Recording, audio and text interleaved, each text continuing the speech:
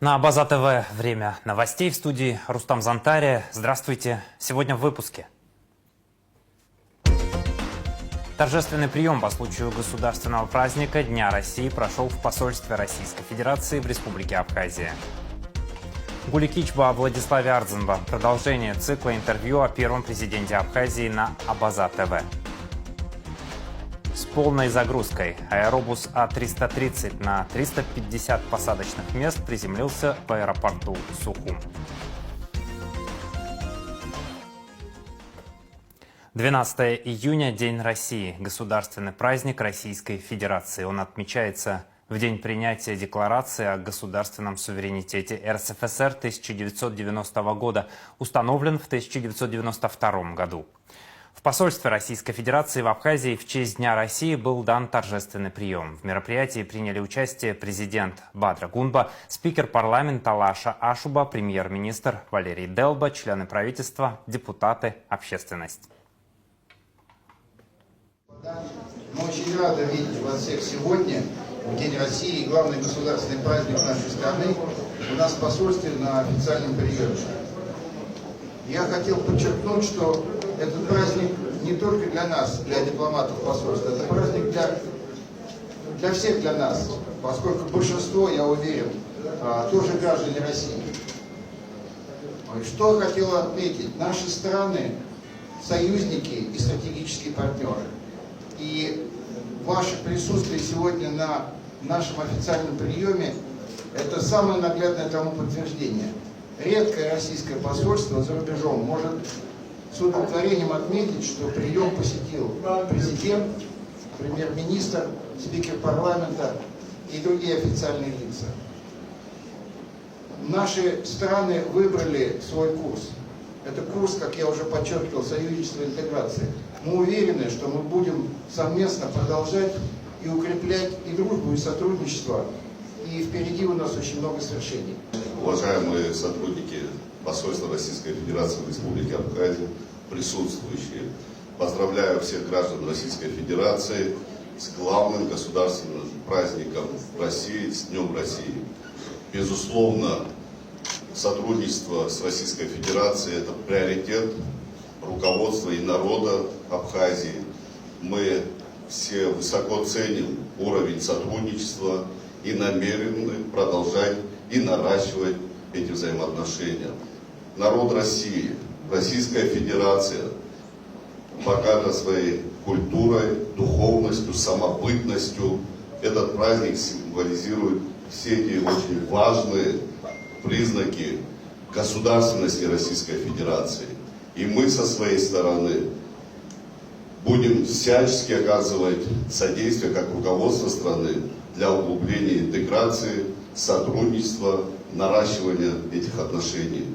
Пользуясь случаем, я сегодня поздравил лидера Российской Федерации Владимира Владимировича Путина с Днем России. Пользуясь случаем, Михаил Александрович, поздравляю вас, всех россиян с этим замечательным праздником.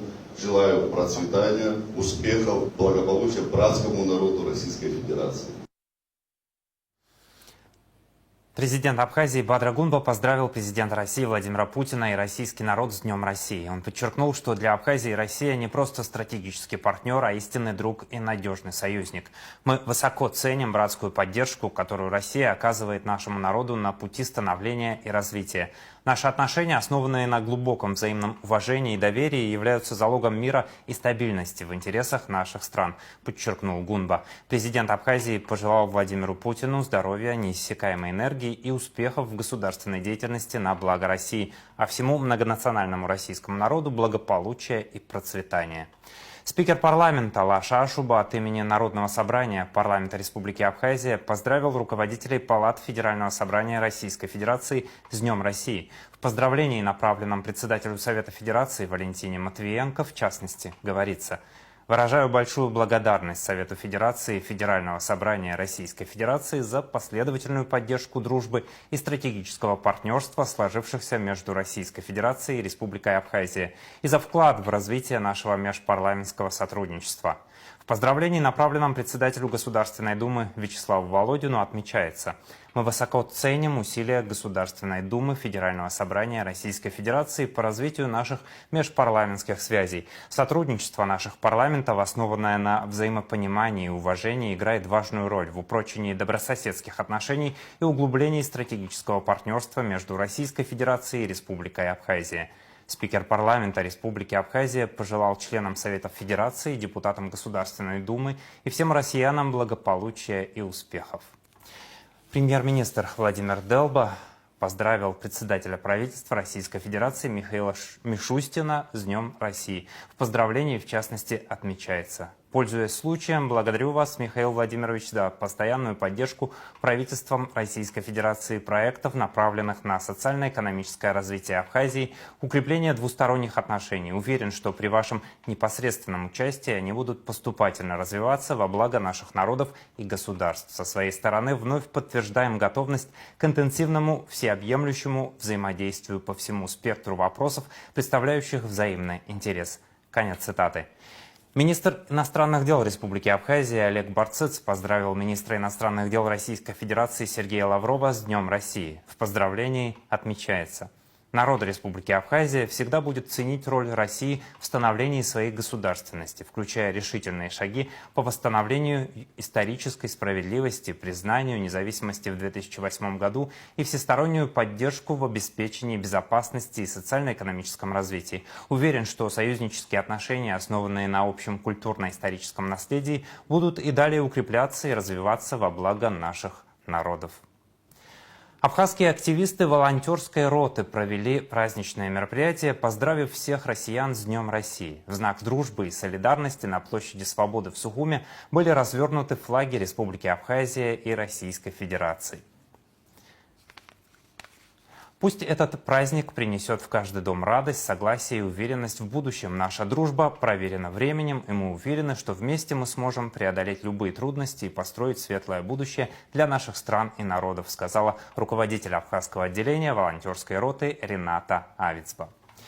В Абхазском государственном драматическом театре имени Чанба прошел праздничный концерт в честь Дня России, собравший истинных любителей классической музыки. На мероприятии присутствовали министр культуры Даур Кове и его заместитель Динара Смэр. Государственный камерный оркестр Республики Абхазия под управлением талантливого дирижера Давида Терзиана подарил зрителям незабываемый вечер, наполненный прекрасными музыкальными произведениями. В программе звучали знаменитые композиции.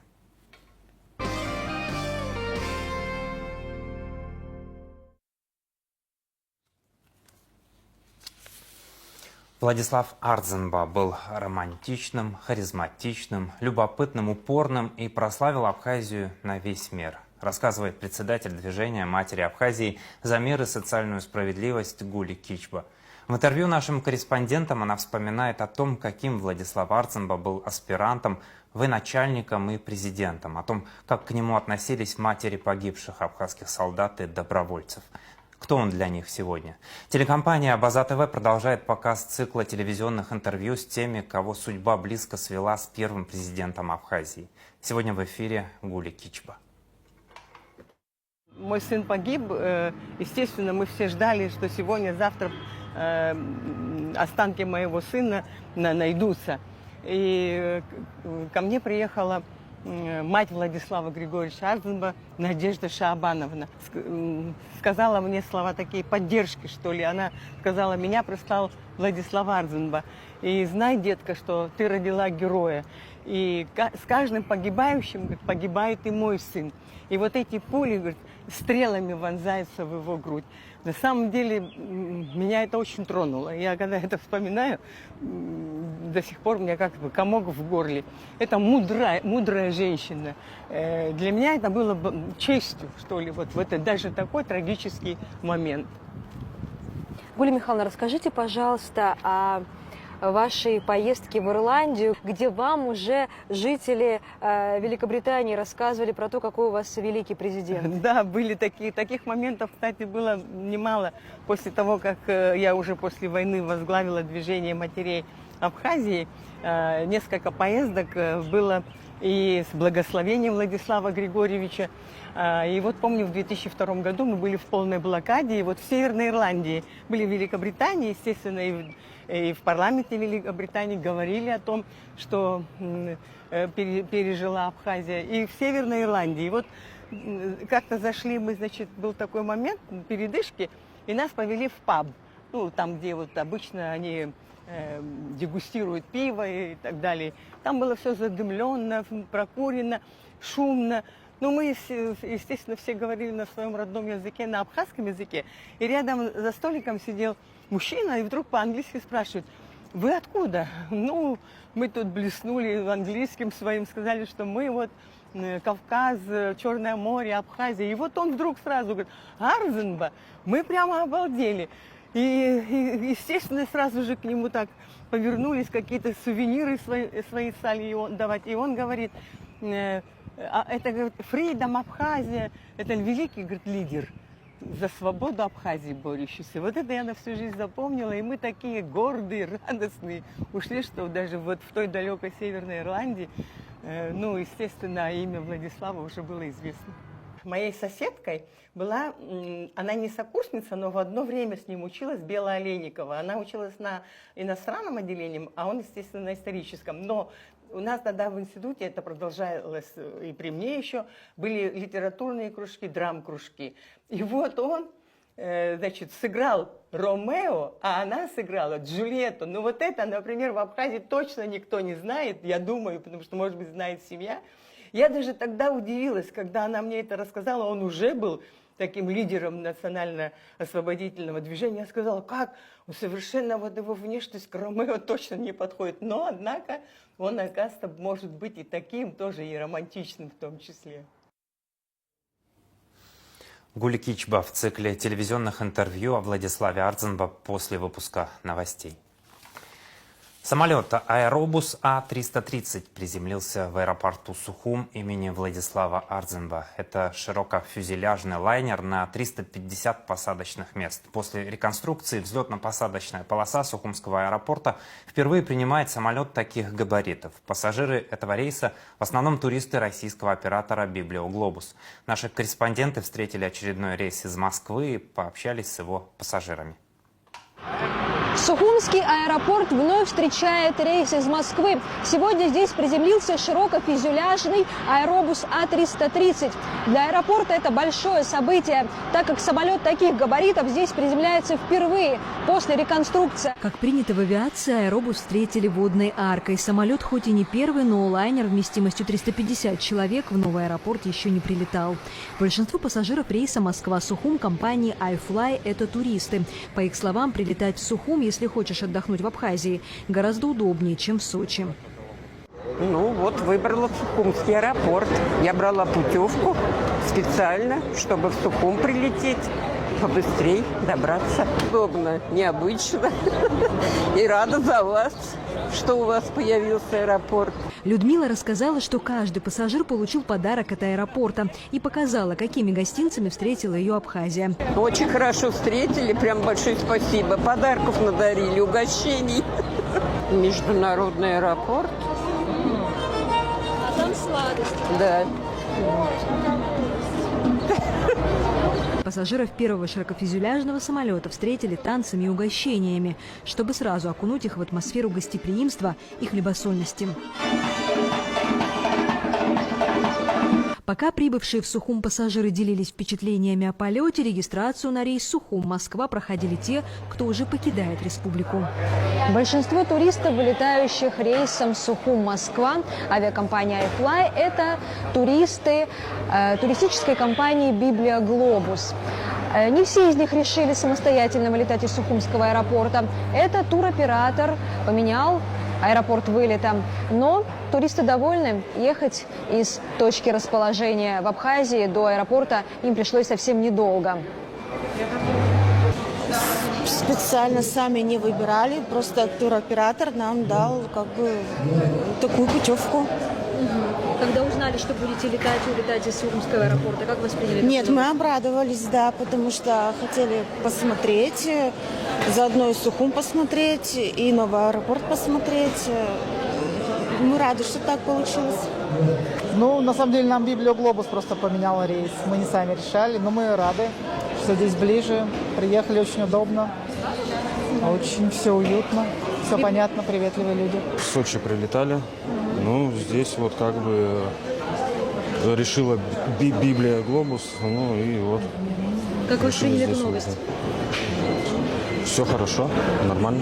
По словам министра энергетики и транспорта Батала Мужба, нулевая налоговая ставка для авиаперевозчиков позволила несколько снизить стоимость авиабилетов в Абхазию. Цены на билеты, естественно, формируются на рыночных условиях, но те изменения, которые были внесены недавно в законодательство в части нулевой ставки для авиауслуг, оказываемых в международном аэропорту имени Владислава Григорьевича Арзенба, позволили в некоторой степени повлиять на ценовую составляющую и сделать их более доступными, более привлекательными для граждан. Сегодняшнее событие очередной раз подтверждает то, что наш аэропорт способен принимать все возможные виды авиационных транспортных средств и еще раз подчеркивает ту доступность, ту комфортность, которую мы хотим создать для всех прибывающих в Республику Абхазия гостей. По его словам, дешевые билеты в Абхазию в основном доступны покупателям пакетных туров.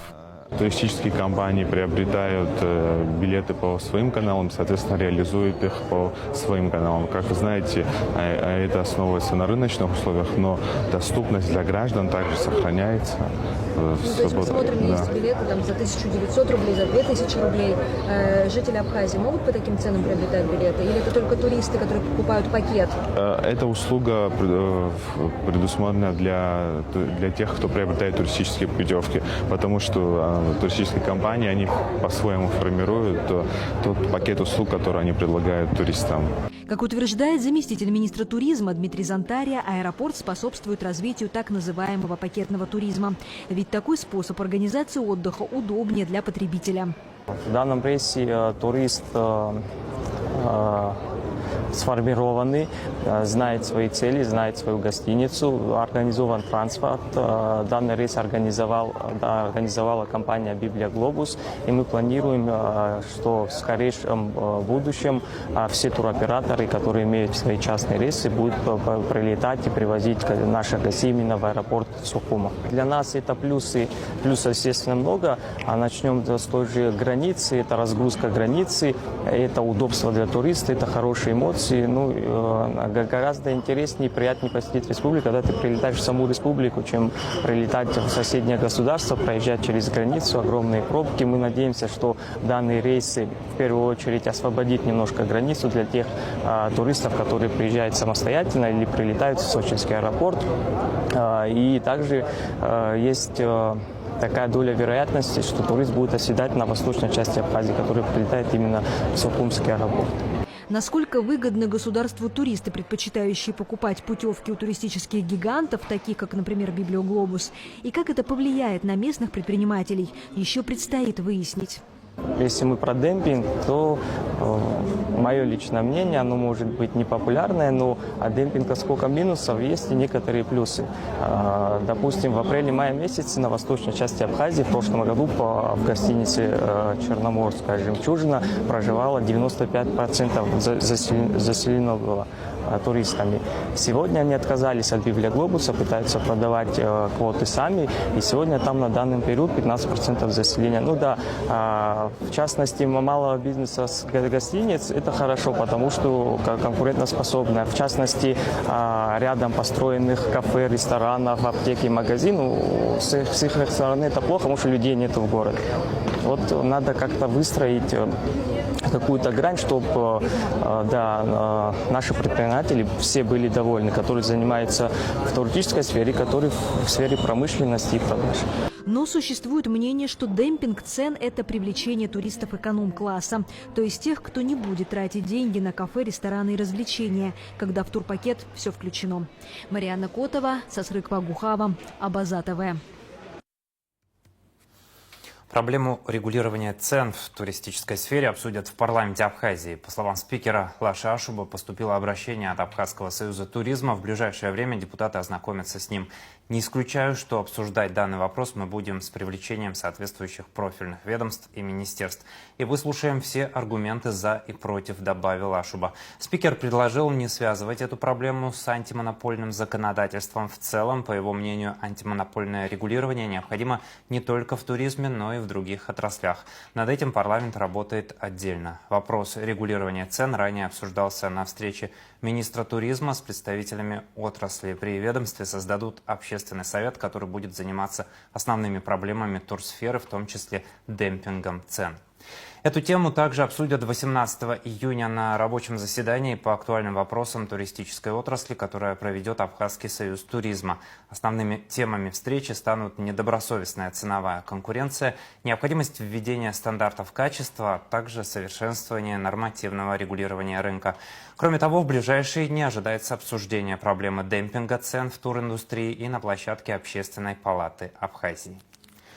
Министр туризма Абхазии Астамур Лого, участвующий в работе Международного туристического форума «Путешествуй», встретился с замминистра экономического развития России Дмитрием Вахруковым. Стороны обсудили меры поддержки туристического сектора. Речь шла о развитии гостиничного бизнеса, создании новой и улучшении уже существующей инфраструктуры, строительстве объектов активного отдыха, открытии аквапарка, глэмпингов и других объектов. Особое внимание было уделено вопросам развития горного кластера и сельского туризма. На встрече также обсуждался вопрос запуска туристического поезда из ДНР в Абхазию с конечной остановкой на станции Келасур в Сухуме.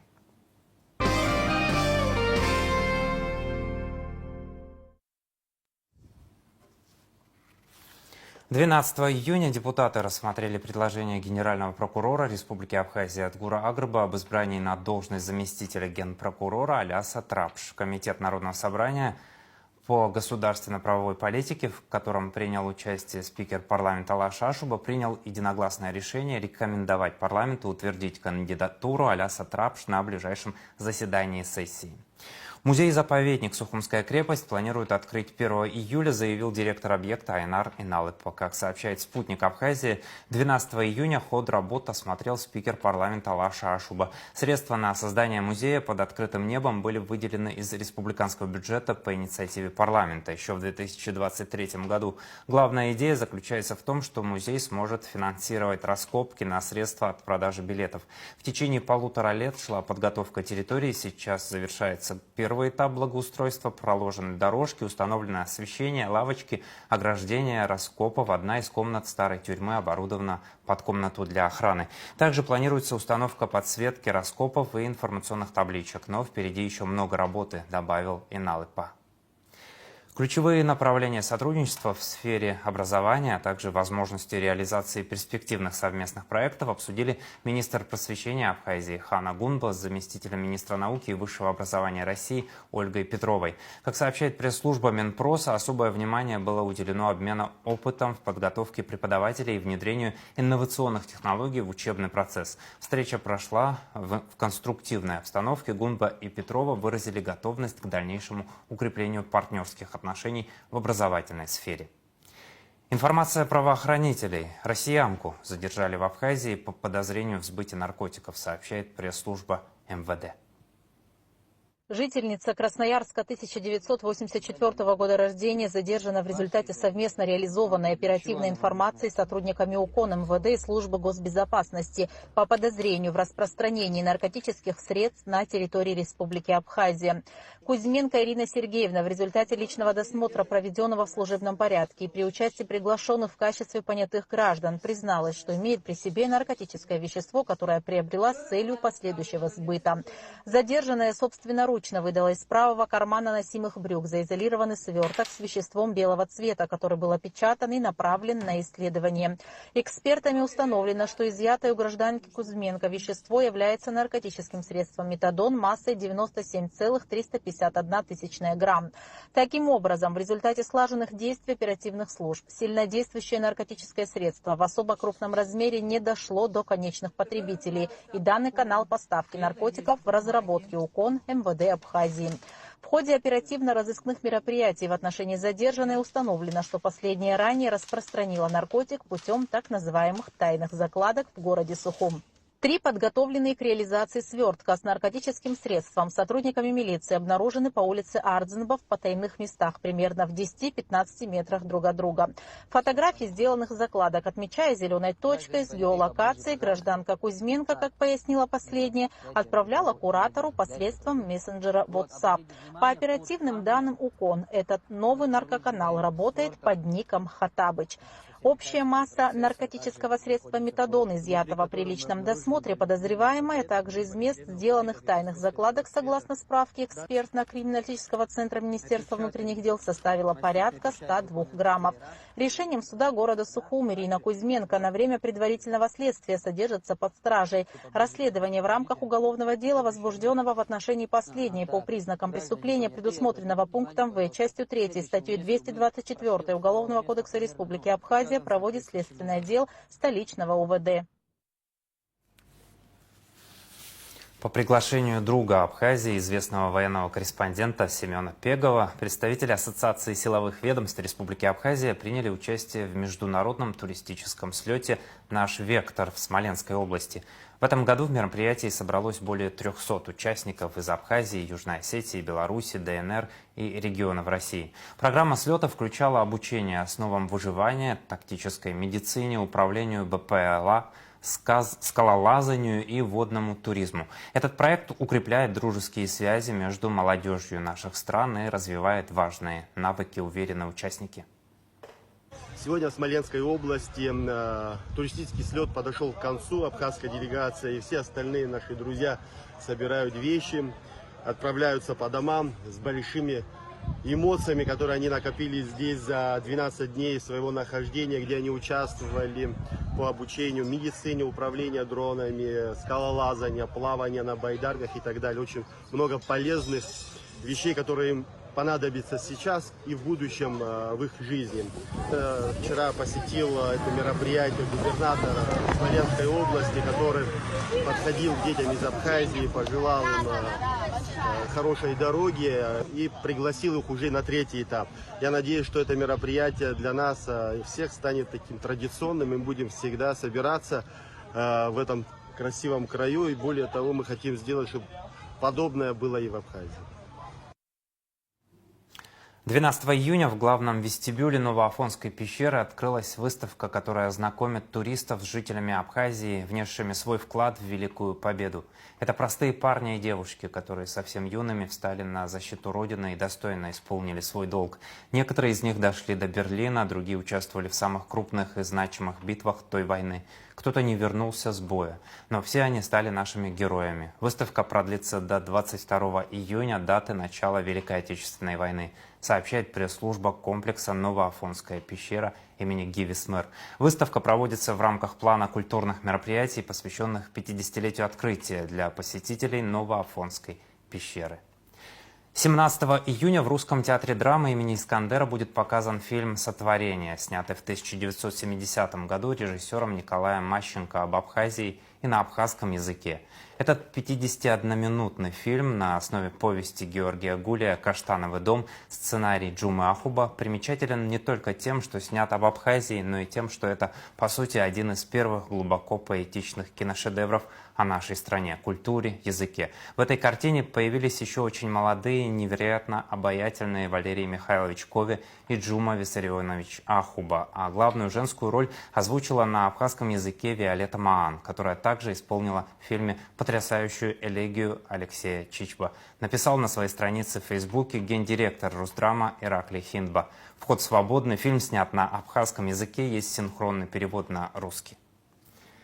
Сейчас о спорте. Соревнования по тайскому боксу «Кубок Георгия Победоносца» торжественно открылись в Сухуми. Как сообщает «Спутник Абхазия», спортсменов поприветствовала вице-премьер, исполняющая обязанности председателя Госкомспорта Тараш Хагба. С нами сегодня спортсмены из Армении, Узбекистана и Российской Федерации. Дорогие гости, мы хотим вам сказать огромное спасибо за доверие, оказанное нам. Со своей стороны мы будем стараться провести данный турнир на хорошем уровне, отметил он. Федерация тайского бокса передала благодарственные грамоты за поддержку спорта президенту Абхазии, членам правительства и депутатам Народного собрания. В завершение о погоде.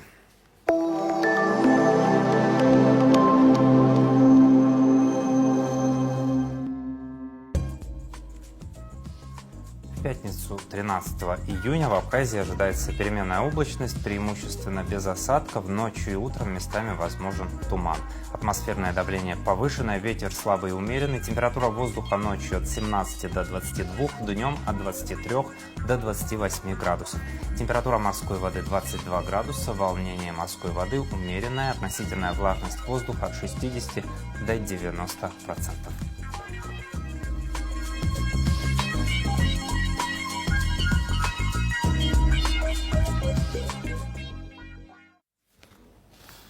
На этом пока все. За развитием событий следите вместе с нами. До новых встреч на Абаза ТВ.